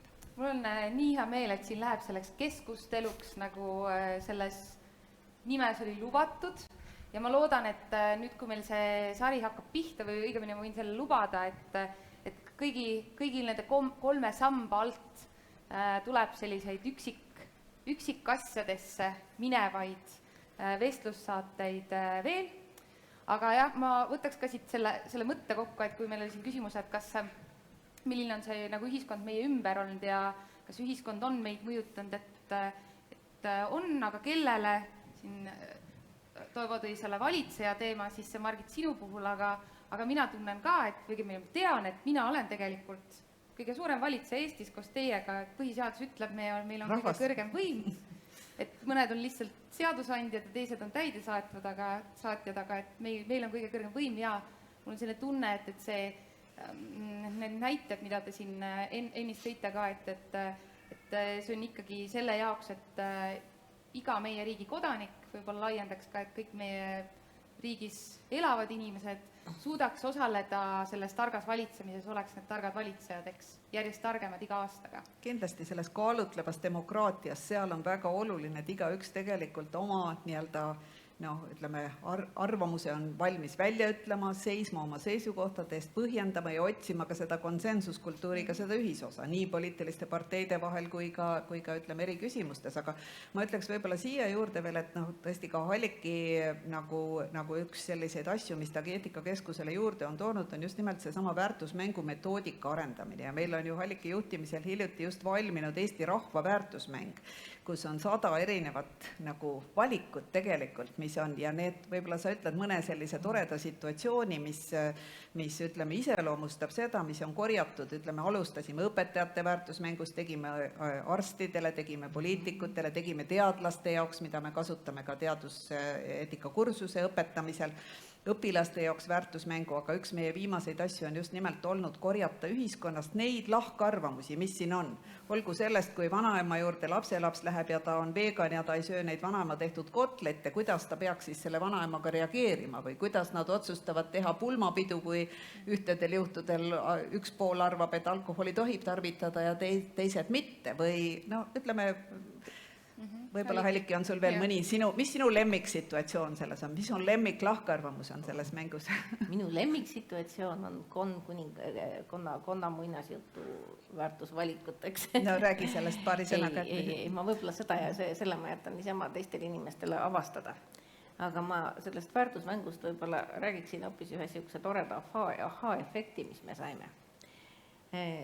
Me tegime mängulise katse, täiesti ebateadusliku, aga mängulise katse rakendada selliseid nagu moraalifilosoofia, mingisuguseid selliseid suuremaid suundi selle mängu teenistusse. Ja mõtlesime, et kõikidel eetilistel dilemmadel võiks olla selline, kuidas öelda, tüüpvalik. Need on kindlasti need inimesed, kes eelistavad alati rangelt printsiipe ja väärtusi järgida. Eks ole, filosoofia ütleb selle kohta kategoorilised imperatiivid. Siis meil on need inimesed, kes tõesti otsivad niisugust utilitaristlikku lähenemist ehk suurim kasu suurimale hulgale. Ja siis on need inimesed, kes tõepoolest eelistavad niisugust pragmaatilisi suhteid, et alati nii-öelda, et kõik oleks võimalikult rahul. Ja siis on need, kes võivad alati püüda olla, kaitsta nõrgemat näiteks. Katsusime sellised tüübid luua. Ja meie kõigi suureks üllatuseks see asi töötas. Ehk siis tõepoolest mitte perfektselt, mitte nii, et üks inimene kogubki ainult nii-öelda seda tüüpi otsuseid endale, vaid tõepoolest me oleme sellisel mängulisel viisil avastasime, et tõepoolest inimesed oma niisugustes moraalsetes valikutes mitte üksnes ei tee väärtuste vahel valikuid, vaid nad tõesti, nende moraalne mõtlemine tõepoolest ongi natuke erinev, nii nagu erinevad moraaliteooriad on juba aastaid ja aastasadu meile öelnud. Nii et ma arvan, et see on ka üks niisugune tore, et kuidas me oleme nagu seda ühiskonna ja inimeste ja tõesti sellist puht teadussidet loodud. Arutlevat avalikkust. Ja me oleme taganud ja teada saanud ka seda, tähendab natuke, et kuidas inimesed mõtlevad. Kuidas inimesed nii-öelda eetiliste valikute puhul põhjendavad ja missuguseid valikuid nad eelistavad teha. Et see on tõesti väga mitmekesine. Et kui keegi veel ei tea, millest me siis räägime, me siin nagu viitame nendele asjadele, nagu te kõik oleks meiega olnud koos neid asju välja töötamas. Meil on Eetikakeskuses mitmeid väärtuste mänge, viimane neist mängudest on tõesti mõeldud terve perega mängimiseks, aga ka näiteks ühes töökollektiivis Eesti rahvaväärtuste mäng, et te võite tulla meil neid mänge võtma ja mängida oma kollektiivides ja nagu Hallik just ütles, et selle viimase mängu puhul saab lausa teada seda, et mis tüüpi moraalset sellist mõtlemist, valija ma olen. Et mis te oma otsustest siis eelistate, aga muidu ka, et alati nende väärtuste mängude puhul see üks ja sama tagasiside kordub, et kuigi me siin praegu räägime hästi nagu vabalt sellest, et mis on oluline, mida me ühiskonnas näeme nende oluliste väärtuste, nende muutustena, siis see on üks asi, mis nagu pidevalt tuleb tagasidena, et mul on nii keeruline tegelikult neid diskussioone üldse algatada, et ma kardan haiget teha, ma kardan valesti öelda, enese puhul pannakse tähele seda, et need mingid olulised väärtused konkureerivad mingid situatsioonis, kui, ma ei tea, oled taimetoitlane, vanema pakub sulle kotletti, on ju, et sa ei taha solvata, aga tahad enda põhimõttele kindlaks jääda ja nii edasi, et see on lihtsalt üks näide, et selle mängu kaudu on seda lihtsalt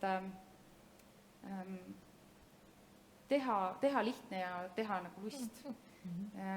Aga kuna meil on siin päris palju küsimusi, äkki ma vaatan, mis meil küsitakse ja siis küsin ka teilt siin, et need, kes on jõudnud Skidosse küsida, nende küsimusi ma siin näen praegu. Aga võib-olla üks selline suurem küsimus, mis puudutab seda esimest ja teist küsimust, et kuidas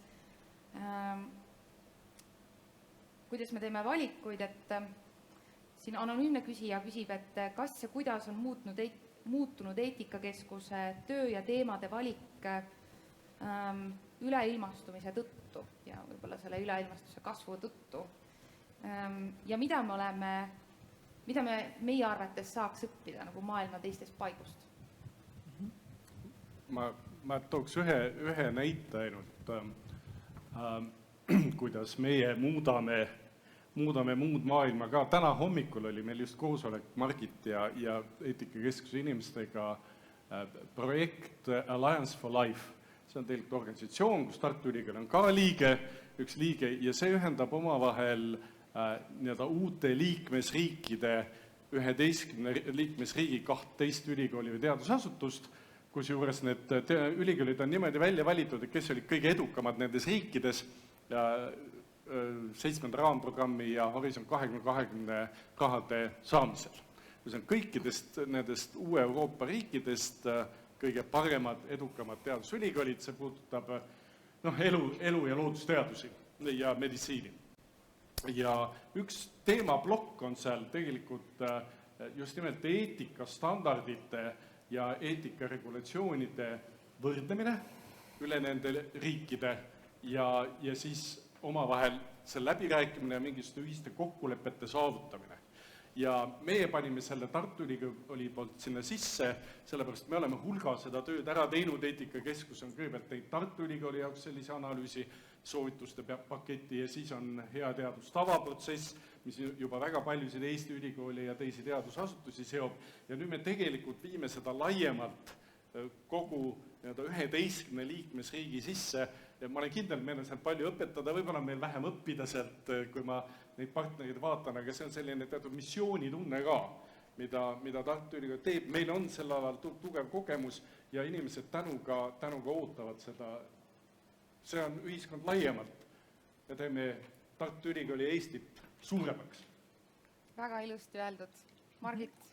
Ja ma võib-olla alustaksin kõigepealt sellest, et ma arvan, et ma tooks võib-olla ühe näite sellise väärtuskasvatuse kohta, et kui me rääkisime siin ennem sellest väärtusprogrammist, hästi palju suur aitäh, rääkisime väärtusprogrammist, mis siis koolides on, et võib-olla ka paari sõnaga seda avada, et meie nagu arusaam just selles üleilmastumise tingimustes on see, et ma arvan, et kui me nüüd räägime laste kasvatamisest ja sellest, mida kool teeb, mida kodu teeb, et siis me just nimelt sedasama üleilmastumist selles mõttes peamegi arvestama, et me täna kasvatame lapsi elamaks sellises maailmas, kus tegelikult puutuvad erinevad kultuurid, erinevad religioonid, erinevad niisugused maailmad puutuvad väga palju rohkem kokku, kui nad kunagi puutusid.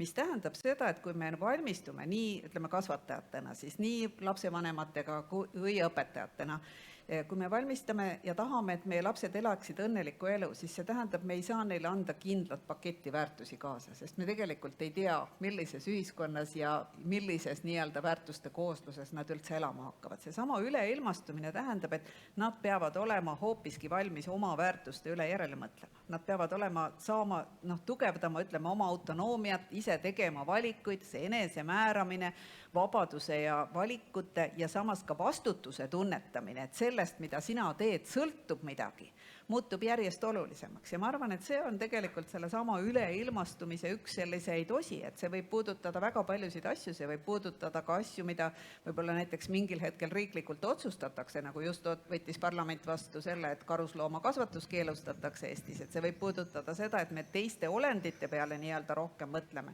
et me teeme seda rohepööret ja mõtleme keskkonna peale rohkem. Aga see puudutab eelkõige just seda, et me tegelikult ütleme, puutume järjest rohkem kokku inimestega, kes pole kasvanud täpselt samasuguses külas, täpselt samasuguse nii-öelda kultuurikeskkonnas, vaid üleilmastumise tingimustes peavad olema valmis oma väärtusi kui rööpmeid nii-öelda seadma. Või ütleme siin Toivo juba ütles natuke, et ei tea, mis asjad need väärtused on. Et ma mäletan hästi, kuidas Marju Lauristin ühel meie konverentsil väga toredasti ütles, et mis väärtuste üle järele mõtlemine, et kõige lihtsam on aru saada, et väärtused on nagu tähis taevas, mille järgi me nagu teatud mõttes saame orienteeruda, aga mitte alati nad ei paista, et on olemas mingid pimedad ööd, kus me neid ei märkagi, aga ega nad sellepärast ära ei kao. Et me ei pea kogu aeg neist rääkima, nad ei pea kogu aeg isegi nähtavad olema, aga nad tegelikult annavad need orientiirid, kuidas oma elu elada. Ja vahepeal on kompassi vaja ja see kompass on nagu just nimelt selline tasakaalu leidmise kompass, et see ei ole nagu üks ja teine, vaid sa pead selle komplekti panema. Ja siin natuke me rääkisime ka sellest, et kas see kõik on nii-öelda tänane või on see midagi antiigist, siis ma ütleks nii, et järjest enam ma tunnetan, et väga palju saab Aristoteleselt 2000 aastat tagasi see, mida Aristoteles väärtuste kohta rääkis või selle kohta, et inimeste tegelikult nii-öelda iseloom peab kujunema harjutades, et me peame looma selle keskkonna, kus teatud nii-öelda voorused saavad juurduda, nii-öelda need väärtused, mis peame intellektuaalsed väärtused, moraalsed, sotsiaalsed või niisugused, kuidas need on, ütleme, need on need niisugused teostamise või sooritusväärtused, nagu näiteks visadus, tublidus, ütleme, et neid tegelikult on vaja sellist keskkonda luua, kus sa tegelikult neid saad harjutada, kui me räägime näiteks organisatsioonist, ülikoolist või mingist lasteaiast või koolist või kodust, siis tegelikult peab olema see keskkond, kus sul on võimalik nende väärtuste järgi elada, kus sulle tagasisidet antakse nende järgi, see tähendab näiteks spikerdamist taunitakse või julgust kiidetakse või ausus on tõepoolest väärtus, et see peab olemas olema, sest muidu ei ole sul mõtet, muidu tekib väärtuste lahknevus, ainult sa nagu räägid, aga ei tee seda. Et see keskkond peab seda toetama ja ma arvan, et siin Eesti ühiskond on ikkagi kõvasti arenenud ja organisatsioonid seal juures, et ütleme, kui korruptsiooni tõeliselt taunitakse või kui huvide konfliktid on nii-öelda probleemid või kui nii-öelda ausus või julgus on tegelikult väärtustatud, aga on ka teatud asju, mida siin Halliki just võib-olla ka natuke vihjas, on see, et võib-olla nagu ütleme, ühiskond ise seda julgust omab järjest vähem, sest inimesed on ka nagu rohkem mures oma karjääri ja oma elude pärast, et teatav selline nagu julgus oma vastandlikku arvamust välja öelda, sest inimesed palju rohkem rehkendavad, et mis siis äkki saab, kui minu arvamus ei meeldi. Ja kui sul on, ma ei tea, paljud ütlevad, et kui sul on oma kodulaenud või sul on nii-öelda oma töökoht kallis ja tööturg enam ei võimalda, kuhu ma siis lähen, kui ma oma selle nii-öelda vastaka arvamuse või kriitikaga kellelegi hambusse jään, et äkki parem vait olla. Ja see võib-olla on tõesti üks murekoht, et kui me järjest rohkem, ütleme, tegelikult kardame, me teame, mis on õige, aga ei julge seda välja öelda, siis on see probleem. Aga see nagu, tagasi tulles selle Aristotelese juurde, ma arvan, et see on tõeliselt hea näide, kuidas 2000 aastat tagasi tegelikult selline vooruste süsteem kirjeldati hästi ära. Täna me saame ainult nagu selle pealt öelda praktiliselt, et missugune need siis peavad olema, et mis tegelikult mõjutab meie nii-öelda moraalset toimimist. Et on need eeskujud, kindlasti on nii-öelda õpetajad mõjutavad, juhid mõjutavad, aga keskkond peab olemas olema, kus seda nii-öelda harjutada, tagasiside on hästi oluline, et kiidetakse nii-öelda õigete asjade eest ja laidetakse teiste asjadest, sanktsioonid on paigas, eks ole. Ja siis sinna juurde tulevad sellised väärtused nagu Fronesis, ütleme selline nii-öelda arutlemise oskus ja nii-öelda reflekteerimise oskus, praktiline mõistus ja seda me proovime siis oma mängude ja ka ütleme selliste, tõesti ütleme ka kaasuste kaudu, mida olgu õpetamises või olgu siis oma diskussioonides panna inimestele ette ja selle üle arutleda, et see süsteem on nagu selge ja see on tegelikult tulnud väga palju sajandeid või isegi tuhandeid aastaid tagasi juba välja. Minu arust Aristoteles mahub väga hästi tänasesse päevateemasse selles mõttes, et ühest küljest ta tõepoolest arutles palju väärtuste vooruste üle ja samas oli temaga see mees, kes tegelikult küsis enamiku väga olulisi loodusteaduste küsimusi ära. Need küsimused püstitas tema, ta ei saanud vastata, meetodid ei olnud piisavad. Täna me vastame nendele samadele küsimustele teistsuguste meetoditega. Aga 2300 aastat tagasi oli seal üheskoos nii voorustest, väärtustest kui teadusest mõtlemine ja nii hea, et meil on 2300 aastat hiljem seda mõtet. Absoluutselt. Ja teiseks ütles ta seda, et tegelikult kõik siin maailmas nii-öelda püüdleb õnne poole ja selleks, et seda õnnelikku elu elada, tema ei näinud, et seda saaks elada nii-öelda väljaspool moraali, et ka see on tegelikult toob selle kokku, et see puudutab üksikisikut, ta puudutab ka ühiskonda, et see oli ka meie arutelude ikkagi väga suur niisugune läte oli nagu see, et Eesti tegi väga kiired majanduslikud poliitilised reformid, aga selle juures tegelikult nagu lendasid laastud ja inimestele tundus, et tegelikult eetikasüsteem on sassis ja algas see arutelu nagu sellest, et mida me siis ikkagi peaksime tegema selleks, et inimesed aru saaksid, et ütleme see nii-öelda lühiajaliselt täna võidetud kasum, mis on tehtud ebaeetiliselt, tegelikult ei tee sind õnnelikuks, et tähtsam on nii-öelda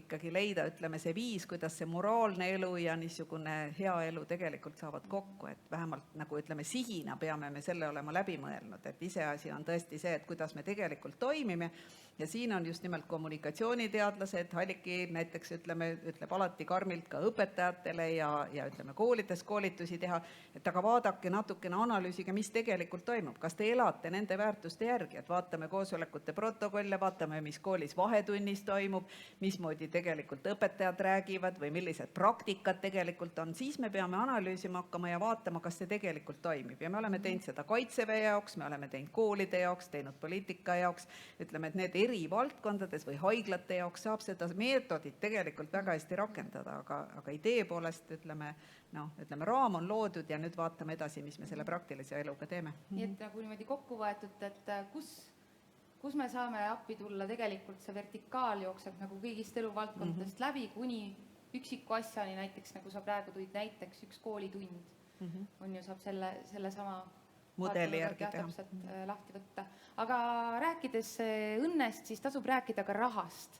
Ja siin on üks küsimus raha kohta, ma suunan selle küsimuse Hallikile esimesena, sest et Halliki on tõesti olnud aastaid eetikakeskuses, kui mitte kõike vedamas, siis ikkagi on nagu igal suunal tugevalt eest vedamas, et siin on selline küsimus raha kohta, aga ütleme nii, et rektorat saadab meile selle Haldjast ristiema, kes täidab kõik meie soovid näiteks või kuskilt siit nurga tagant tuleb nii kaitseingel ja annab meile kõik maailma ressursid eetikakeskusele. Mis me pihta hakkaks sellega, mida eetikakeskus sellega teeks? Ütleme, piiritleme ajaga, teeme näiteks, et mida me 5 aasta jooksul teeks, kui meil oleks lõpmata hulk ressursse. Et tunistage ühesõnaga, see on natuke küsimus ka tulevikust. Nüüd. Halliki, mis sina teeks, mis tahaks teha? Ressurssidega on alati selline asi, et kui mingi asi sünnib, on see näiteks eetikakeskus, siis ta on nagu väike laps. Alguses mingi asi sööb vähem. Ta vajab alguses natuke vähem ressurssi. Aga kui ta hakkab kasvama ja temast on kasu, siis ta ühelt poolt hakkab kasumit tootma, aga teiselt poolt hakkab ka ressurssi vajama. Ja nii on kõikide igasuguste, miks ma väga projektipõhist maailma ei armasta. Ma ei armasta seda sellepärast, et täpselt 5 aastat, eks ole, ja siis see ressurss saab otsa. Ja siis kõik see, mis sa oled investeerinud, hästi on, kui ta on endale leidnud nagu niisuguse nii-öelda hea ärimudeli, aga mõnikord ei ole. Ja sellepärast mulle ei meeldi tegelikult isegi mitte fantaseerida sellel küsimusel, et kui mul on kõik maailma ressursid. Ma arvan, et kõige targem on alati see, et raha on ja finantsi on parasjagu. Ja et see, kuidas seda kasutatakse, on hästi läbi mõeldud. Ma olen näinud küllalt raiskamist ja samas olen ma näinud tegelikult seda, kuidas näiteks seesama koolisuund on teinud ikkagi väga nappide vahenditega väga-väga palju ära.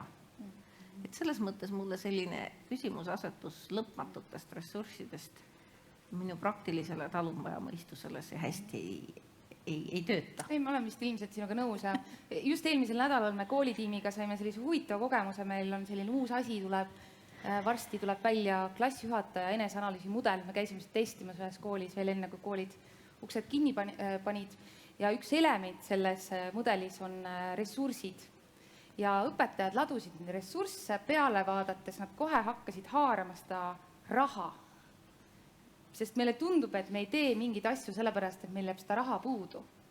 Aga umbes 10 minuti pärast nad avastasid seda, et neil jääb raha üle ja nad hakkasid teistele pakkuma siis oma seda ressursižetooni raha. Meil jäi üle, äkki te võtate, äkki teil algklassi õpetajatel on seda raha rohkem vaja kui meil põhikooli lõpuomadel. Ja väga põnev diskussioon tekkiski sellest, et kui see esimene asi ilma selle nagu peale vaatamata tundub, et raha taha jäävad asjad, siis näiteks selles grupis see diskussioon tuli, et mul on tegelikult hoopis aega vaja. Mul on vaja mingit tuge, mul on vaja ühte kompetentset kolleegi, kes katab minu eest mingit otsa, mida mina oskan vähem teha. Et võib-olla, kui siin on meile esitatud siin küsimus, et ressurss nagu nii-öelda raha, äkki on hoopiski mingid muud ressursid, kui me saaks kuskilt lõpmatuna võtta. Maailma kõige defitsiitsem ressurss on tähelepanu. Jah, tähelepanu täpselt. See on kõige defitsiitsem alati. Ja see, et sealt näiteks tuli ka see välja. Aeg ja tähelepanu oli seal. Oivo. No jah, ega nii ongi, et kui inimesed räägivad ressursist, siis nad mõtlevad kohe esimene palju raha on. Tegelikult palju olulisem ressurss on ju inimene. Raha, nagu Hallikiga ütleb, saab ühel päeval otsa. Ja kui sa oled selle raha lollist investeerinud, siis on sul kõik läinud.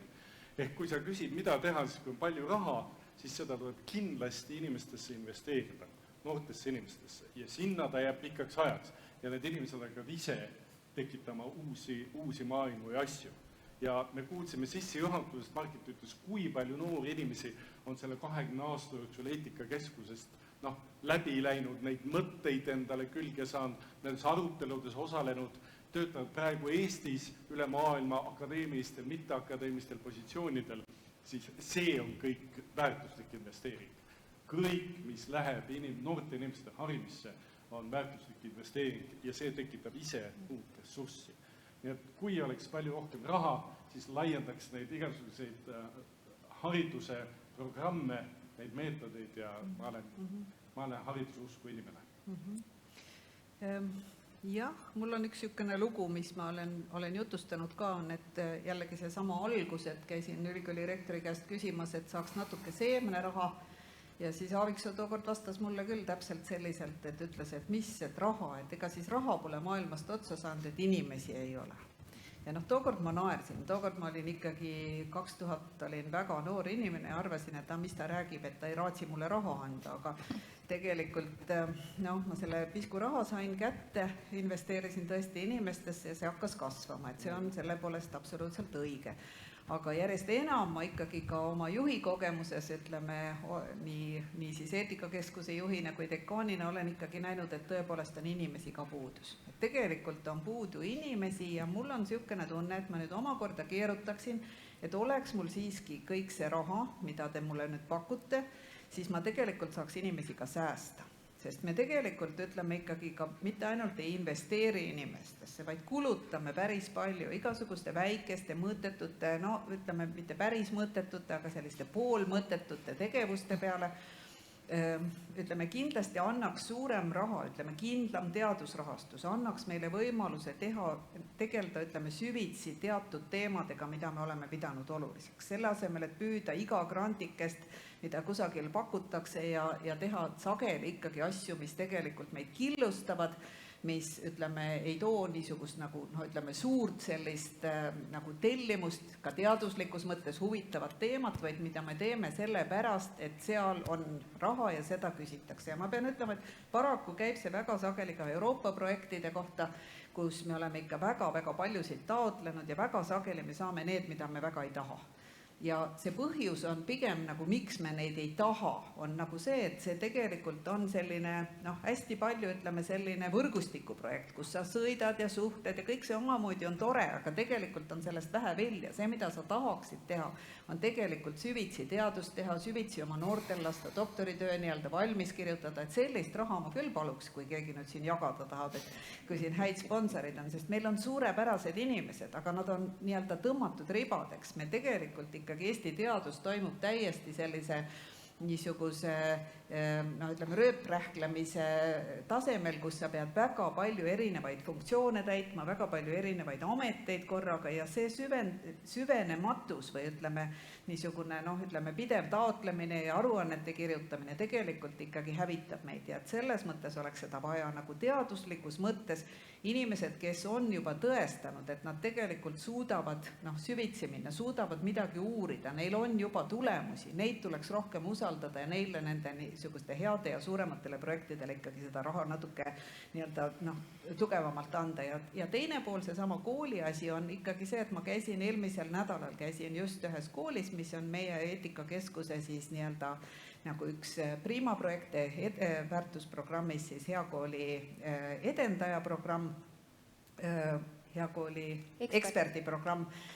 Käisin Kilingi-Nõmme gümnaasiumis, kus meie hea koostööpartner siis Erli Asamets ütles, et kui tema tegemine oleks, siis ta annaks kõikide nende väikeste projektide raha Haridus- ja Teadusministeeriumist eetikakeskuse väärtusprogrammile.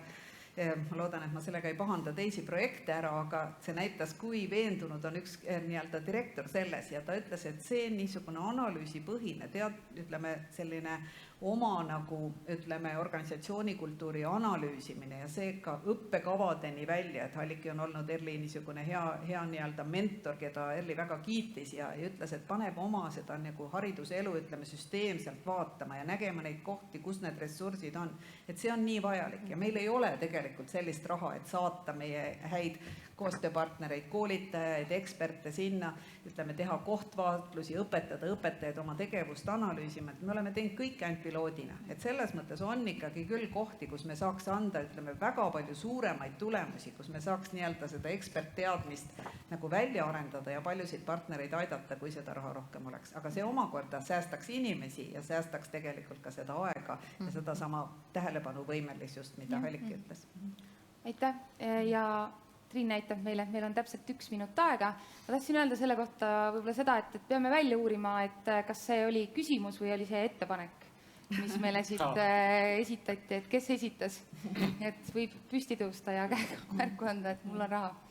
Aga lõpetuseks tahan öelda nende küsimuste kohta, et kuna meil on siin vestlussarjas arutelusid veel tulemas, et need küsimused jäävad meiega ja kui siin on mõni küsimus, kus me saame veel mõne teema, konkreetsema teemaga seoses sellele vastust tuua, et siis me lubame, et me teeme seda ja samamoodi need kõik vinged lõngad, mis siit praegu hargnema hakkasid, siin teaduseetika suunal kindlasti kommunikatsiooni ja siis nüüd kooli ja lasteaia väärtusarenduse teemal ühiskonnast hästi laialt, eks, et nendel teemadel me saame Margiti, Toivo ja Halliki ja kindlasti teiste inimestega ja kindlasti võib-olla ka mõnega teist istuda selles vestlussarjas veel ja minnagi nüüd veel sügavamale.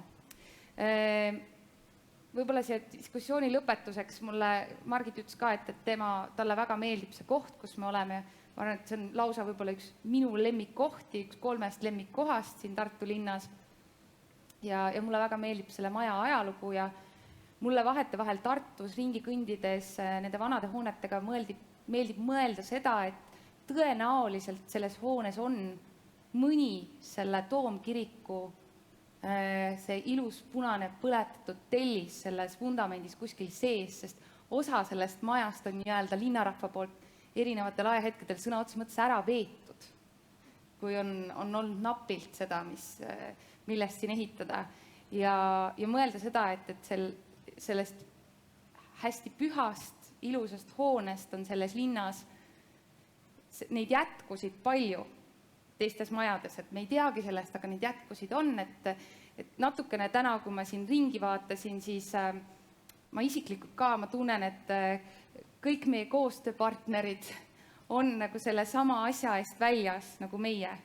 Et täna ka, kui te siit ära lähete, siis kujutage ette, et te võtate, ärge päriselt võtke palun siit Toomkirikust enam ühtegi kivi, aga võtke mõtteliselt üks põletatud tellis kaasa endaga, et see on see asi, mida meie tunneme teie kohta, et vähemalt üks kivi meist on kogu aeg teiega kaasas. Aitäh teile ja aitäh diskuteerijatele. Aitäh. Aitäh.